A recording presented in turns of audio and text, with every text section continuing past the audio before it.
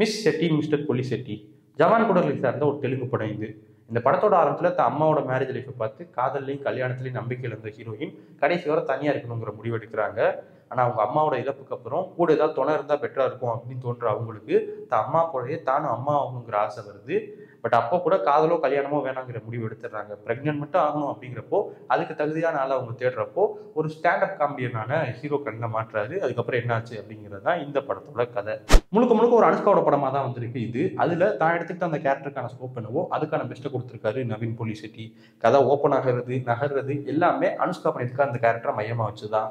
அவங்க எடுத்துக்கிட்ட அந்த ஆக்சுவல் சப்ஜெக்ட்குள்ள அவங்க போகிறதுக்குள்ள அதுக்கான அந்த ஸ்டேஜ் அவங்க செட் பண்ணுறது வர ஒரு மாதிரி கலர் ஸ்டோனில் நகர்ற கதை. ஆனால் அதுக்கப்புறம் அவங்க எடுத்துக்கிட்ட அந்த ஆக்சுவல் கண்டென்ட்குள்ளே அவங்க போனதுக்கப்புறம் பயங்கர ஃபன் ரைட் அப்படியெல்லாம் எதுவும் இல்லை. அப்பவும் கூட அதே பொறுமையோடு தான் நகருது கதை. அந்த டோன்லேயே பல இடங்களில் காமெடி ஒர்க் பண்ணியிருந்தது பிரமாதமாக இருந்தது. ஆனால் அதில் அங்கங்கே அடல்ட் காமெடிங்கிறது வருது. அது இந்த சப்ஜெக்ட்கான நேரத்தை அங்கங்கே மாற்ற தான் செய்யுது. தனக்கு என்ன வேணுங்கிறதுல ரொம்ப சரியா இருக்கிற ஒரு பொண்ணா தான் ஆரம்பத்தில் அந்த கேரக்டர் காட்டப்படுது.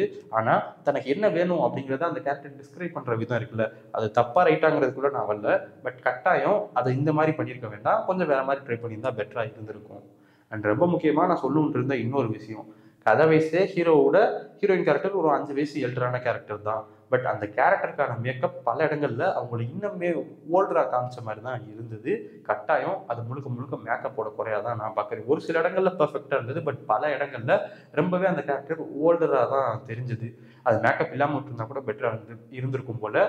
அதை கொஞ்சம் சரி பண்ணியிருந்தாங்கன்னா இன்னுமே நல்லா இருந்திருக்கும். டெக்னிக்கலாவுமே ஸ்ட்ராங்கான ஒரு படம் தான் இது. இவங்க எடுத்துக்கிட்ட அந்த கதைக்கான கருவை நம்ம ஆல்ரெடி பார்த்துருக்கோம். ஆனால் அது கட்டமைக்கப்பட்ட விதம், காட்சிகளாக சொல்கிறேன், அது ஃப்ரெஷ்ஷான ஒரு ஃபீலை கொடுத்தது. பட் இந்த படத்தில் எல்லா விதமான எமோஷன்ஸுமே அளவெடுத்து செஞ்ச மாதிரி.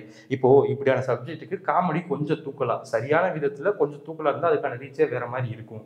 பட் முன்ன சொன்னது போல் இந்த படத்தில் எல்லா விதமான எமோஷன்ஸுமே அளவெடுத்து செஞ்ச மாதிரி இருக்கிறனாலே இந்த படத்தை இப்போது எப்படி கேட்டகரைஸ் பண்ணுறதுனே தெரில. இது ஒரு காமெடி ஃபிலிம்னு சொல்கிறதா, இல்லை ஒரு லவ் ஃபிலிம்னு சொல்கிறதா, இல்லை ஒரு ஃபீல் குட் ஃபிலிம்னு சொல்கிறதானே புரியல. பட் ஒன்று மட்டும் தெளிவாக புரியுறது என்னன்னா, கண்டிப்பாக அந்த படம் ஒர்த்தாக இருக்கும் அப்படின்னு மட்டும் தோணுது. இப்போது இந்த படம் தியேட்டர்ஸில் போயிட்டு இருக்கு. ஸோ ட்ரை பண்ணுங்க, பார்த்துட்டு வந்து இந்த படத்தை உங்களோட தாட்ஸை மறக்காம கமெண்ட் செக்ஷனில் லீவ் பண்ணுங்க. நாளைக்கு உங்களோட அடுத்த ஒரு வீடியோ சந்திக்கிறேன். பாய்.